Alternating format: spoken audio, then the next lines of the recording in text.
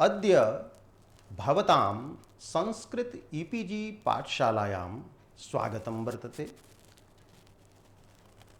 अहं रामकुमार शर्मा राष्ट्रीय संस्कृत संस्थानस्य जयपुर परिसरस्य प्रोफेसर पदे वर्तमानः। मम्मटस्य परिचयः, तदनन्तरं मुख्यरूपेण मंगलश्लोकः यः वर्तते काव्यप्रकाशस्य, तस्य विषये एवं काव्यकारणस्य विषये अद्य पाठ्यते। इदं भवद्भिः अवगतम् एव भवेत् यत् अद्य मदीयः पाठ्यांशः वर्तते मम्मटः, मंगलश्लोकः, काव्यप्रयोजनं च। भवन्तः विदन्त्येव यत् अलङ्कारशास्त्रे बहवः सन्ति ग्रन्थाः। तत्र काव्यप्रकाशः, मूर्धन्यः, सर्वप्रतिष्ठश्च मन्यते। अस्य रचयिता वर्तते मम्मटः। अयं कश्मीरजः। अस्य कालः 11 शताब्दी स्वीक्रियते। मम्मटेन यः काव्यप्रकाशः प्रणीतः स इदानीं सर्वत्र समाद्रियते, सर्वत्र पाठ्यते च। अस्तु, प्रकृतम् अनुसरामः। मंगलश्लोकः।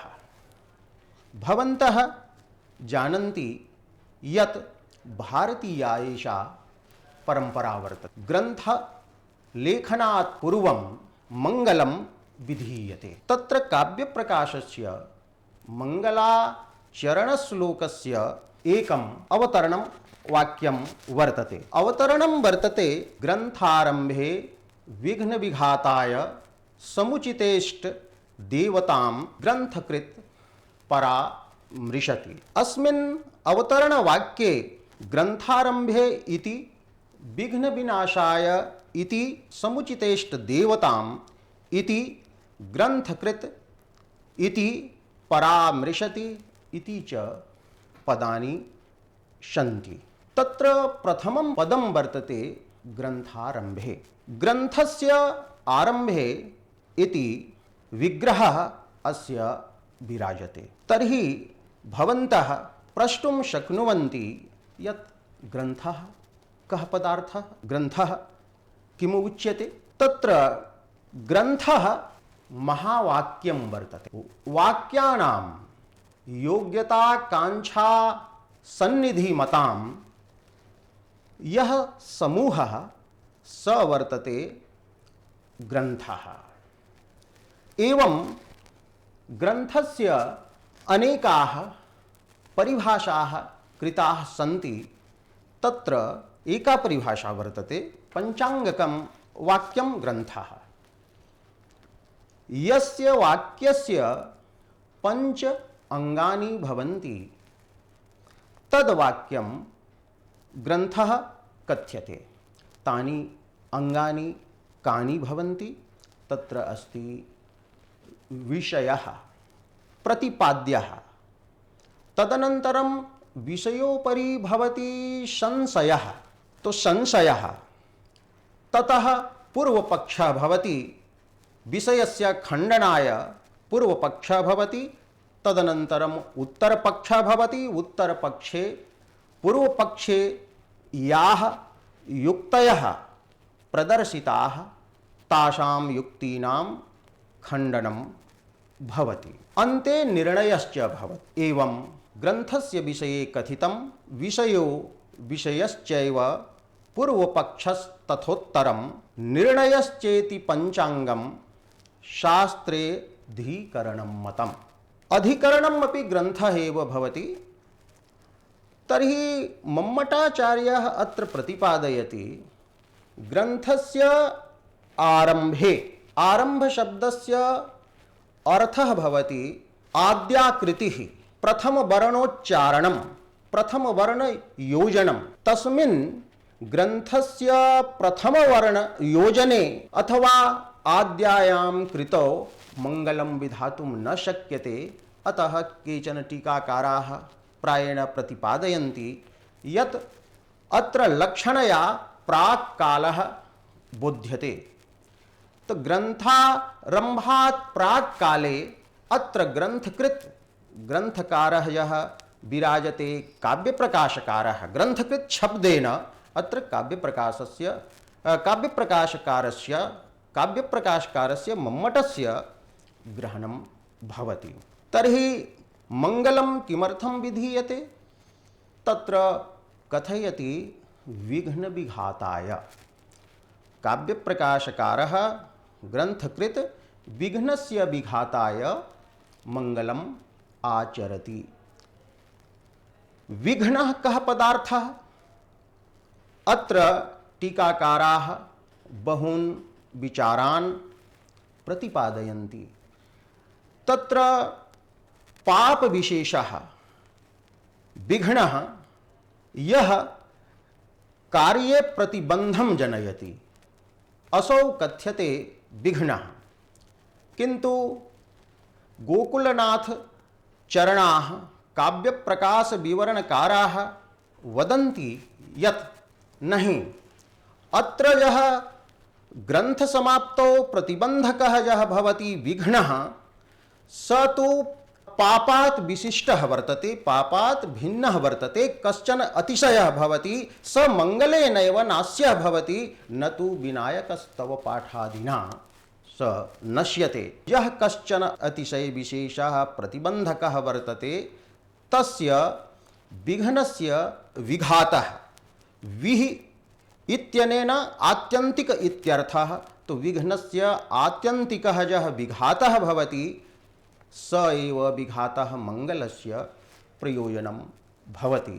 काव्यप्रकाशस्य समाप्तौ प्रतिबन्धः न भवेत्, प्रतिबन्धकः विघ्नः नश्येत्।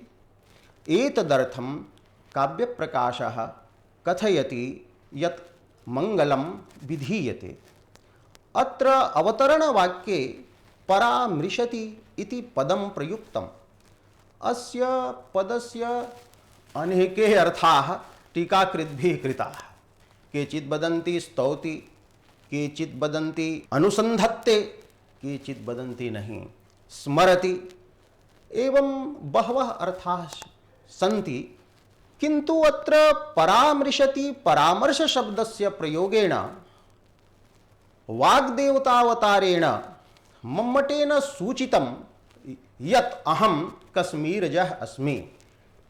कश्मीरप्रान्ते शैवागमः प्रत्यभिज्ञादर्शनं च प्रसिद्धं वर्तते। तत्रैव विमर्शस्य चर्चा भवति। प्रकाशः यः भवति स विमर्शविशिष्टः एव भवति। एवं विमर्शहीनः प्रकाशः न भवति, प्रकाशहीनश्च विमर्शः न भवति।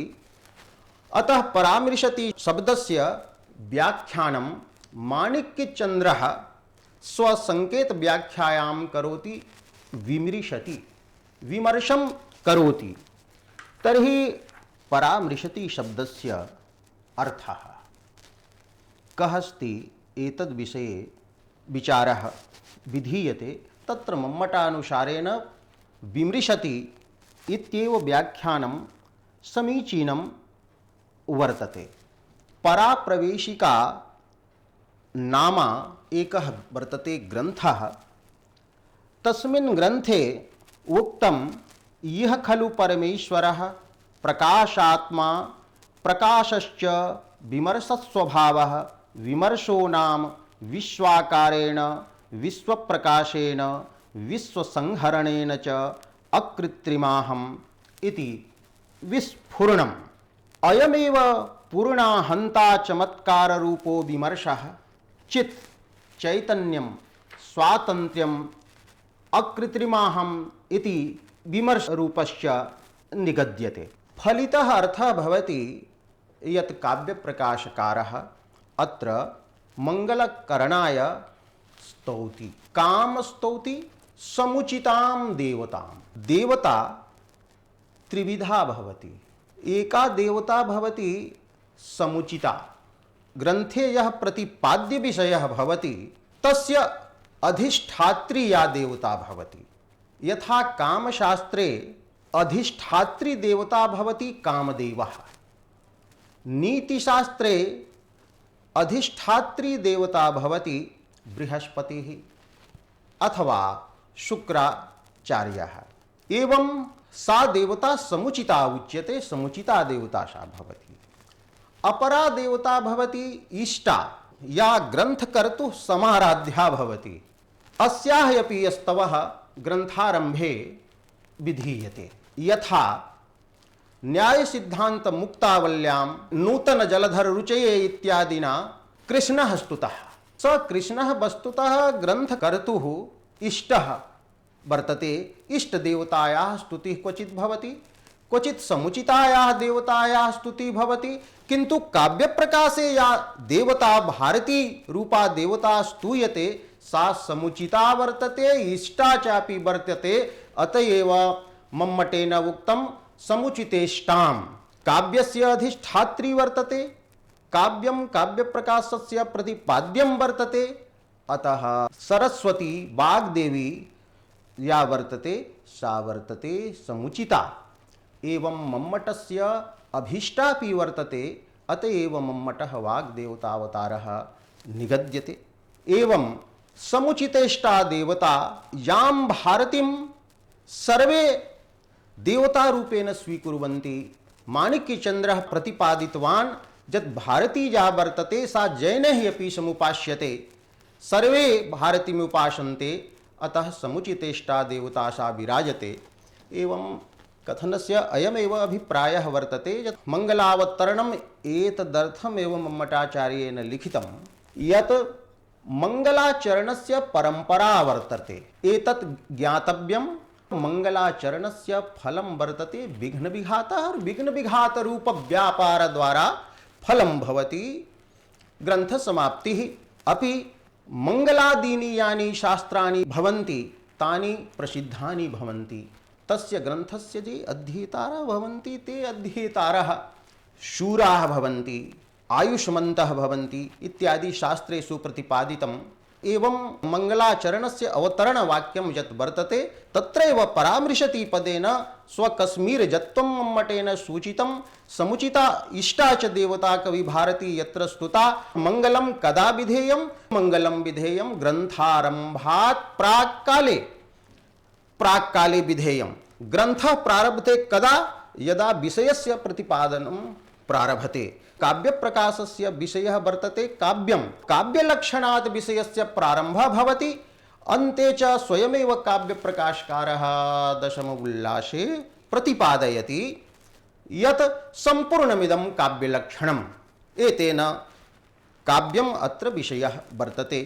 अस्तु, इदानीं मङ्गलपद्यं भवन्तः पश्यन्तु। किं वर्तते तत् मङ्गलपद्यं? नियतिकृतनियमरहितां ह्लादैकमयीं अनन्यपरतन्त्रां नवरस रुचिरां निर्मितिम् आदधति भारती कविर्जयति। अत्र प्रधानं वाक्यं वर्तते भारती जयति। कवेः इति यत् पदं वर्तते तत्र कवेः इति पदस्य सम्बन्धः अत्र द्विधा स्थाप्यते। केचित् टीकाकाराः कवेः इति पदस्य सम्बन्धं निर्मितिम् इति पदेन कुर्वन्ति। अन्ये टीकाकाराः कवेः इति पदस्य सम्बन्धं भारती इति पदेन कुर्वन्ति। तर्हि अन्वयः अत्र द्विधा भवति। नियतिकृतनियमरहितां ह्लादैकमयीं अनन्यपरतन्त्रां नवरस रुचिरां कवेः निर्मितिम् आदधति भारती जयति। अस्मिन् प्रथमान्वय पक्षे अर्थः भवति भारती या ब्रह्मस्वरूपा वर्तते, आनन्दस्वरूपा वर्तते, सा भारती जयति। भारत्याः एव कृपया ब्रह्मा जगन्निर्माति। एवं भारत्याः एव कृपया कविः अपि काव्यम निर्माति। अतः भारती द्विधा वर्तते, एका कविगता भारती, कवौ आश्रिता भारती, अपरा च ब्रह्मणि आश्रिता, ब्रह्माणम अधिश्रिता भारती। तर्हि अत्र कवेः इति पदस्य अन्वयः निर्मिति शब्देन विधीयते। तर्हि भारती जयति ब्रह्मस्वरूपा सर्वाधिष्ठात्री बुद्धिदेवी ज्ञानदेवी या भारती वर्तते, सा जयति, जयति सर्वोत्कर्षेण वर्तते। जी धातुः द्विधा मन्यते, एकः जी धातुः भवति अकर्मकः जी जये, अपरः भवति सकर्मकः जी अभिभवे। यदा अकर्मकः जी धातुः प्रयुज्यते तदा अर्थः भवति सर्वोत्कर्षेण वर्तते, और यदा तु सकर्मकः प्रयुज्यते तदा कस्मिंश्चित् पदार्थे यं कञ्चित् अपेक्ष्यैव उत्कर्षः प्रतीयते।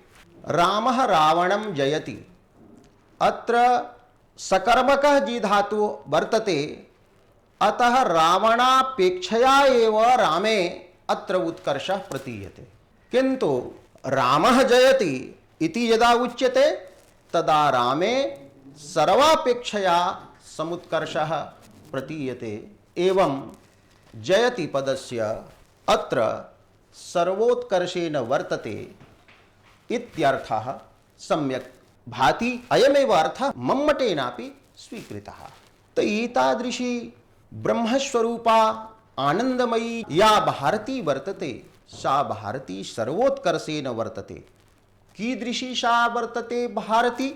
आदधति, आ समन्तात् दधति, आधानम आधानम कुर्वन्ति, प्रकाशयन्ति इत्यर्थः। प्रकाशयन्ति, किं प्रकाशयन्ति? निर्मितिं। निर्मिति शब्दस्य निर्माणम् इति पदेन वृत्तो वर्तते व्याख्यानम्। निर्मिति शब्दे तिन् प्रत्ययः कर्मणि वर्तते। या निर्मीयते सा निर्मितिः। तो निर्मिति पदेन काव्यम् इति ग्राह्यम्। काव्यम् कवेः निर्मितिं कवेः काव्यम् आदधति, कवौ प्रकाशयन्ति, या वर्तते भारती, सा भारती सर्वोत्कर्षेण विराजते। कवेः या निर्मितिः अस्ति, तो कवेः निर्मितिः काव्यं। निर्मितिः कीदृशी वर्तते? अस्याः निर्मितेः विशेषणानि यत्र प्रयुक्तानि सन्ति नियतिकृत नियमरहिताम्। नियत्या ये कृताः नियमाः तैः रहिताम् शून्याम्। नियतिः कः पदार्थः? अत्र टीकाकाराः अनेकान् अर्थान् कुर्वन्ति। अदृष्टं, दैवं, भाग्यधेयम् एवं असाधारणः धर्मः। यथा पद्मं भवति कमलं, तस्य असाधारणः धर्मः वर्तते पद्मत्वम्। तो पद्मत्वेन असाधारण धर्मेण एष नियमः क्रियते यत् यत्र यत्र पद्मत्वं तत्र तत्रैव सौरभ विशेषः भवति इति। ब्रह्मणः निर्मितो एष नियमः। ब्रह्मणः निर्मिति नियतिकृत नियम सहिता भवति। किन्तु काव्ये नायिका मुखेपि यत्र पद्मत्वं नास्ति तत्र पद्मत्वाभाववत्यपि नायिका मुखे वर्ण्यते सौरभ विशेषः। एवं नियति नियमः काव्ये न भवति। नियत्या ये कृताः नियमाः ते काव्ये न भवन्ति। कविकृताः कविसम्प्रदायकृताः ये सन्ति ते नियमाः तु तत्र भवन्त्येव। एवं नियति शब्दस्य नैके अर्थाः। किन्तु वस्तुतः नियति शब्दस्य अर्थः यत्र वर्तते परमेश्वरस्य शिवस्य संकुचिता स्वातंत्र्य शक्तिः।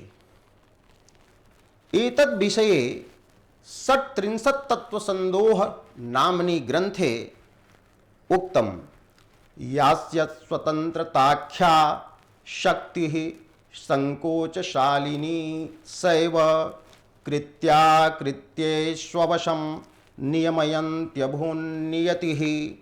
नियति वशात् नियंत्रित शक्तिकः परमेश्वरः अणुः संपद्यते जीवः जायते तेन नियत्या एव नियमः भवति यत् मम इदं कृत्यं वर्तते मम इदं कृत्यं नास्ति। यत्र पद्मत्वं वर्तते तेन पद्मेनैव सौरभ विशेषः जननीयः अन्येन केनचित् न एतादृशः। तत्र नियत्याः कृताः नियमाः सन्ति किन्तु एते नियमाः तत्र न आगच्छन्ति। नियतिकृत नियम रहिता वर्तते। एवं ह्लादैकमयी वर्तते। ह्लादः आनन्दः। तो ह्लादेन एकमयी ह्लादा भिन्ना इत्यर्थं कुर्वन्ति टीकाकाराः। अत्र तु अनेके समासाः अत्र विधीयन्ते। ते समासाः ग्रन्थतः द्रष्टुं शक्यन्ते। ह्लादैकमयी इत्यस्य अर्थः भवति ह्लादमात्र स्वभावा। कवि निर्मितिः या भवति सा कवि निर्मितिः आनंदमयी एव भवति। आनंदमयी एषा कवि निर्मितिः भवति। तो आनंदमयीम आनंदमात्र स्वभावाम अनन्य परतंत्राम। अन्य परतंत्र शब्दः अत्र अधीनार्थे वर्तते। अनन्य परतंत्राम एवं संक्षेपेण अस्य अर्थः भवद्भिः ज्ञातव्यः। प्रथमान्वयपक्षे यत् नियत्या कश्मीर शैवागमे प्रसिद्धेषु शिवादिषु 36 तत्त्वेषु प्रसिद्धा पदार्थेषु कार्यकारणभावस्य नियामिका परमेश्वरस्य संकुचिताया स्वातन्त्र्यशक्तिः वर्तते। तया कृतैः नियमैः एषा रहिता भवति। एवं अनन्य परतंत्रा भवति कवि निर्मितिः। अन्यः यः वर्तते कवेः तत्प्रतिभायाः भारत्याः वा भिन्नं यत् वर्तते परमाण्वादी कारणं तस्य परतंत्रा अधीना या न भवति तां कवि प्रतिभा मात्राधीनां कवि निर्मितिं काव्यं भारती विदधाति। एवं कवि निर्मितिः या वर्तते सा वर्तते नवरसा। नवसंख्यका रसाः यस्यां सा नवरसा वर्तते एषा नवरसा अस्ति। एवं कवि निर्मितिः रुचिरा वर्तते रमणीया वर्तते। ईदृशीं कवेः निर्मितिम् आदधति कवेः भारती जयति। अत्र कवि निर्मितेः यानि विशेषणानि दत्तानि तद् भिन्नानि विशेषणानि ब्रह्म निर्मितौ परमाण्वादीनाम् उपादान कारणानां कर्मादीनां सहकारी कारणानां च परतंत्रा भवति। एवं नियतिकृत नियम रहिता वर्तते कवि निर्मितिः। ब्रह्म निर्मितिः अस्ति परमाण्वादी कारण परतंत्रा। ह्लादैकमयी ह्लादमात्र स्वभावा वर्तते कवि निर्मितिः। एवं ब्रह्म निर्मितिः किं भवति तो सुख दुख मोह स्वभावा। सुखम दुखम मोहश्च वर्तते स्वभावः यस्याः सा सुख दुख मोह स्वभावा। भवन्तः जानन्ति ब्रह्मणः सृष्टिः या वर्तते सा त्रिगुणात्मिका वर्तते। सत्वरजस्तमो गुणमयी। अतः ब्रह्म निर्मितेः कश्चनापि पदार्थः सुखं जनयति दुःखं जनयति मोहं च जनयति। यथा एका नायिका अस्ति सा नायिका स्वप्रियतमं प्रति सुखं जनयति सपत्नीं प्रति दुःखं जनयति। एवं तटस्थम उदासीनं प्रति मोहं विचित्ततां जनयति। किन्तु काव्यं यत् वर्तते तत् काव्यं कवि निर्मितिः या अस्ति सा तु आनंदस्वरूप एव विराजते। ह्लादैकमयी इति यद् विशेषणं वर्तते तद् भिन्नं विशेषणम् आगच्छति तद् भिन्नं स्वरूपं भवति सुख दुःख मोह स्वभावा। एवं नवरसा इति कवि निर्मितिः उक्ता। ब्रह्मणः निर्मितिः भवति षड्रसाः। अत्र षडेव रसाः भवन्ति मधुरादयः, ते सर्वे रसाः रमणीयाः न भवन्ति, हृद्याः न भवन्ति। ब्रह्मनिर्मितिः षड्रसा भवति, तैः हृद्या एव, हृदयस्य प्रिया एव, सर्वस्य आह्लादिका एव सा ब्रह्मनिर्मितिः न भवति। नवरस रुचिरा इत्यत्र नवरसा इत्यनेन षड्रसा इति ब्रह्मनिर्मितेः विशेषणं ज्ञापितं। रुचिरा इत्यनेन तैः हृद्या न इति विशेषणं ज्ञापितं भवति।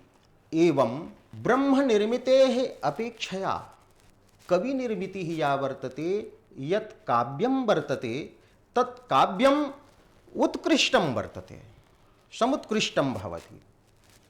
व्यतिरेकः यत्र आधिक्यं काव्यस्य ब्रह्मनिर्मितेः अपेक्षया अत्र बोध्यते। एवं अत्र व्यतिरेकालङ्कारः व्यज्यते। भवन्तः जानन्ति, उपमानात् यत्र उपमेयस्य आधिक्यं भवति तत्र व्यतिरेकालङ्कारः। स व्यतिरेकालङ्कारः यत्र ध्वनिः अस्ति, व्यज्यमानः अस्ति, वाच्यः नास्ति, व्यतिरेचन रूपः व्यापारः अत्र व्यङ्ग्यः विराजते। ध्वन्यमानाः अलङ्काराः ये भवन्ति ते व्यापाररूपाः भवन्ति इति अभिनवगुप्तेन प्रतिपादितं वर्तते ध्वन्यालोकलोचने। अत्र त्रयः व्यतिरेकाः व्यज्यन्ते। ब्रह्मनिर्मितेः अपेक्षया कविनिर्मितिः अधिका इति एकः व्यतिरेकः। एवं ब्रह्मणः अपेक्षया कविः अधिकः इति द्वितीयः व्यतिरेकः। एवं कवेः या भारती अस्ति सा एतादृशीं सृष्टिं जनयति, काव्यरूपां सृष्टिं जनयति। ब्रह्मणः या भारती वर्तते सा तु सुख दुःख मोह स्वभावादि विशेषण विशिष्टां सृष्टिं जनयति। अतः ब्रह्मणः भारत्याः अपेक्षया कवि भारत्याः अपि आधिक्यम् अत्र प्रतीयते। अतः त्रिविधा यत्र व्यतिरेकालङ्कारः वर्तते, त्रिविधा व्यतिरेकालङ्कारः अत्र वर्तते। एवं सर्वोत्कर्षेण भारती जयति, तो यः सर्वोत्कृष्टः भवति स सर्वैः नमस्यः भवति।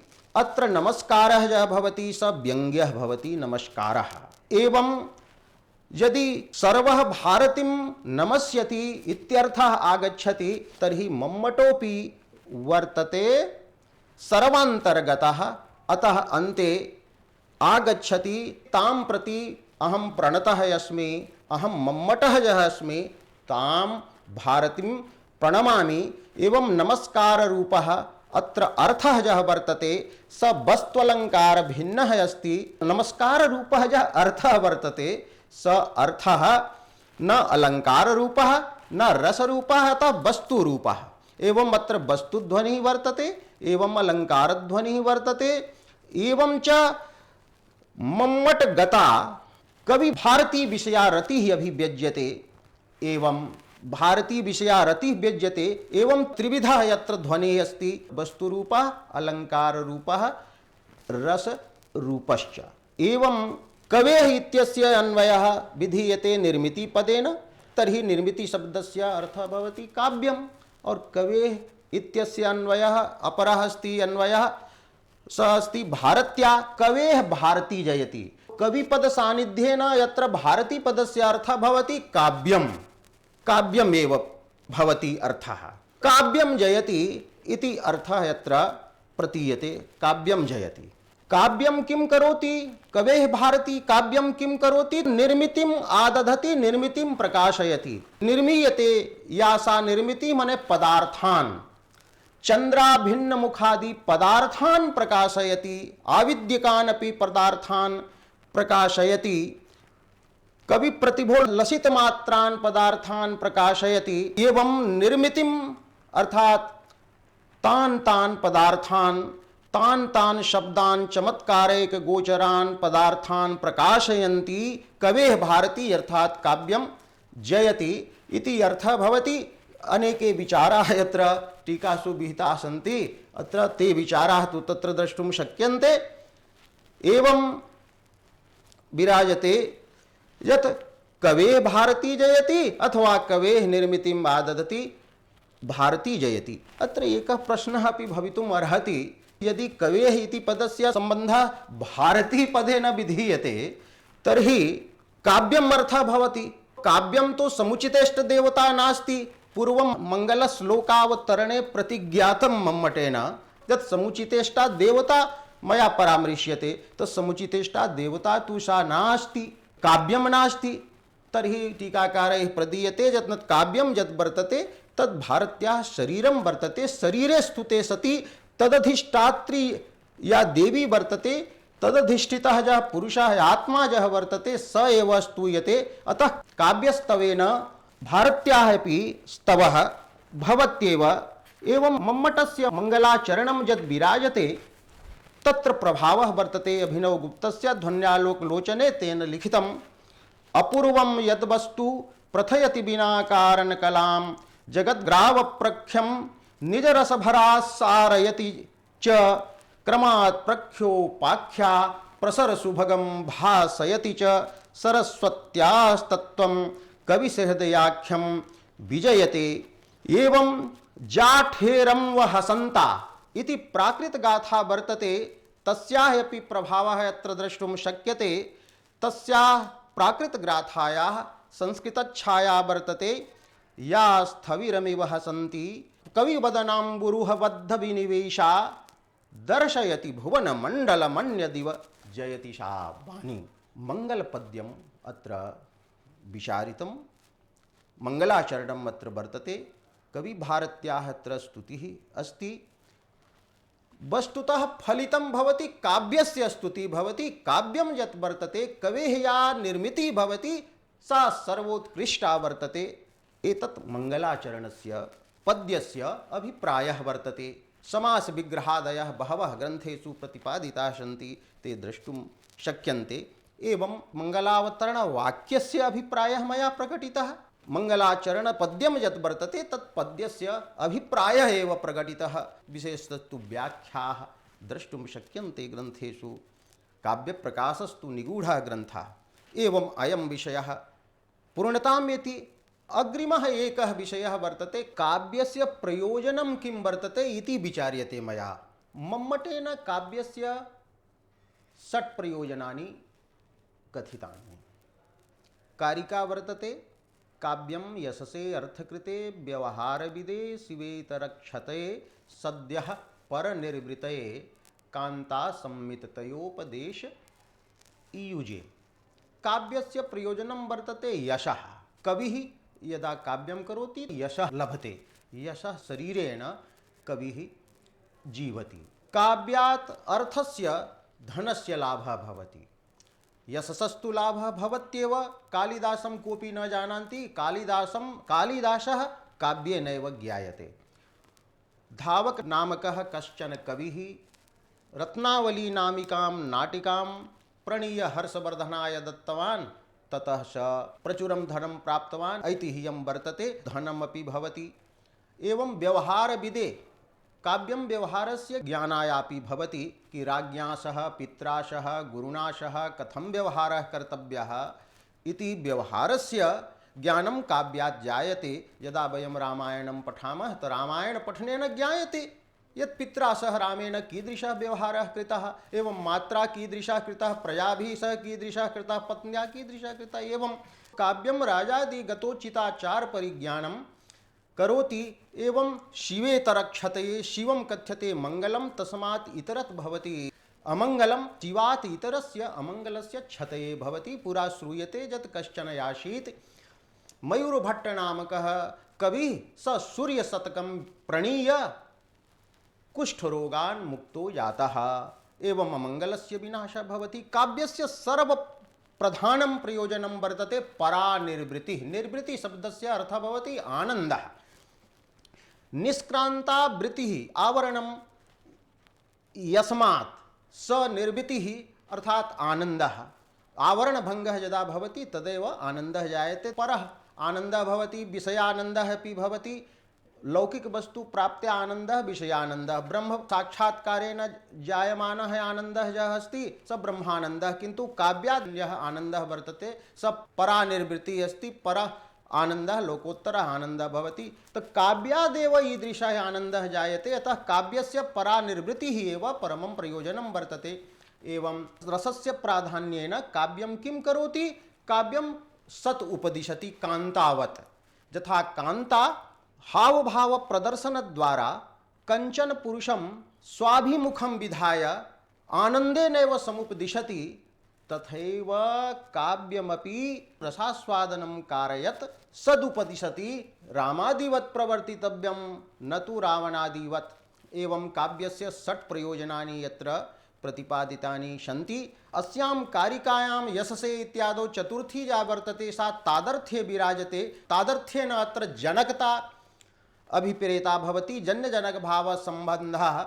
अतएव करोति इति पदेन वृत्तौ विवरणं विधीयमानं वर्तते। यत् काव्यं रसः करोति अर्थं करोति। अर्थकृत उपदेश युज व्यवहार विद इत्यत्र क्विप प्रत्ययान्ताः ये शब्दाः सन्ति स्वतन्त्राः विद युज कृत इति शब्दाः भावे क्विप प्रत्ययान्ताः सन्ति। यथा संपद इत्यादौ भावे क्विप प्रत्ययः तथा भावे वर्तते। एवं अर्थः नास्ति यत् अर्थं यः करोति तस्मै काव्यम् अस्ति, यः व्यवहारं जानाति तस्मै काव्यम् एतत् नास्ति। काव्य प्रयोजनस्य प्रसंगे वृत्तौ एकं काव्यस्य निर्वचनम् अपि मम्मटेन प्रस्तुतं। काव्यं किं भवति? लोकोत्तर वर्णना निपुण कवि कर्म। कवेः कर्म काव्यं। कवि शब्दात् गुणवचन ब्राह्मणादिभ्यः स्यञ् इति सूत्रेण स्यञ् प्रत्ययः कर्मणि क्रियते। काव्यं योगरूढ़ं पदं वर्तते। कविः कः कथ्यते? तो लोकोत्तर वर्णना निपुणः। लोकोत्तरा या चमत्कारिणी लोकात् उत्कृष्टा उत्तरा उत्कृष्टा या भवति वर्णना, सा वर्णना विभावादि संयोजन रूपा, रसाभिव्यंजन स्वरूपा, रसाभिव्यंजक शब्दार्थ योजन रूपा वा या भवति वर्णना, तत्र यः निपुणः भवति स एव कथ्यते कविः। तस्य कवेः कर्म, कर्म तु तस्य छिक्का भी भवति हिक्का भी भवति, तस्य भोजनम अपि भवति, किंतु भोजनम अत्र कर्मपदेन न ग्राह्यम यतो हि काव्यपदम योग रूढ़ं वर्तते। कवेः यत् कर्म, तो कवेः कर्म किम? तो लोकोत्तर वर्णना। तो लोकोत्तरा या वर्णना वर्तते सा वर्णना एव काव्यम कथ्यते। अत्र वर्णना शब्देन व्यापारस्य प्राधान्यं काव्ये दर्शितं। वस्तुतः व्यापारः प्रधानं न भवति, यतो हि व्यापारः विषयमुखेनैव स्वप्रतिष्ठां लभते। विषयो जो शब्दार्थो अस्तः, लोकोत्तर वर्णनाया विषयो यो शब्दार्थो अस्तौ तो एव वस्तुतः काव्यं भवति इति अग्रे प्रतिपादयिष्यति। किन्तु अत्र व्यापारस्य प्राधान्यं प्रतिपादितं। तथैव अत्र रसाङ्गभूत व्यापार प्रवणतया अत्र रसाङ्गभूतस्य व्यापारस्य विभावादि संयोजनस्य प्राधान्यं यत् मम्मटेन उक्तम्, अथवा व्यञ्जना व्यापारस्य प्राधान्यं यत् मम्मटेन उक्तं, तत् एतत् सर्वं वर्तते भट्टनायकस्य संस्कारेण। भट्टनायकः हि काव्ये व्यापारस्य प्राधान्यं वदति, भोजकत्व व्यापारस्य। तत्संस्कारेण एव व्यापारस्य प्राधान्यम् अत्र प्रतिपादितं मम्मटेन, न तु मम्मटस्य एष पक्षः इति बहवः अत्र विषयाः सन्ति। सर्वे टीकाकारैः सर्वे विषयाः प्रतिपादिताः सन्ति। एवम् अद्य भवन्तः पठितवन्तः, ज्ञातवन्तः। किं ज्ञातवन्तः? काव्यप्रकाशस्य रचयिता वर्तते मम्मटः। 11 ख्रीष्टशताब्दी तस्य कालः स्वीक्रियते। अयं कश्मीरजन्म वाग्देवतावतारः इति कथ्यते। अस्यैव मम्मटस्य वर्तते काव्यप्रकाशः। यत्र दशोल्लासाः सन्ति तत्र प्रथमोल्लासे विषयाः विचारिताः सन्ति। तत्र मंगलाचरणस्य यत् अवतरणवाक्यं, तत्र ग्रंथारंभे इति पदस्य कः अर्थः, विघ्न विघात इति शब्दस्य कः अर्थः, समुचितेष्ट देवता इति शब्दस्य कः अर्थः, परामृशति शब्दस्य इति कः अर्थः, कश्च कश्मीर प्रत्यभिज्ञा संयतः प्रतीयते इति एतत् सर्वं समासेन अत्र प्रदर्शितम्। एवं मंगलपद्ये काव्यं कविः कवेः भारती, कवि भारत्याः यत्र स्तवः कृतः, समुचितेष्टा सा देवता विराजते स्तुता ब्रह्मनिर्मितेः अपेक्षया कविनिर्मितेः काव्यस्य कथम् उत्कर्षः यत्र वर्तते एवं मंगलपद्ये के त्रिविधा ध्वनयः यत्र सन्ति व्यतिरेक वस्त्वलङ्कार रसरूपाः ध्वनयः ते अत्र प्रतिपादिताः एवं काव्यकारणविषयेपि मया विचारितं यत् काव्यकारणविषयेन काव्यप्रयोजनविषये अत्र विचारितं मया काव्यस्य षट् प्रयोजनानि मम्मटेन प्रतिपादितानि तत्र षट्सु प्रयोजनेषु परानिर्वृत्तिः रसास्वादनजन्यः रसास्वादनसमुत्थः आनन्दः यः अस्ति स एव काव्यस्य परमं प्रयोजनं विराजते तदेव प्रधानं प्रयोजनं वर्तते अन्यानि प्रयोजनानि तु कारणान्तरतोपि भवितुम् अर्हन्ति इति मया अत्र संक्षेपेण विचारितम्।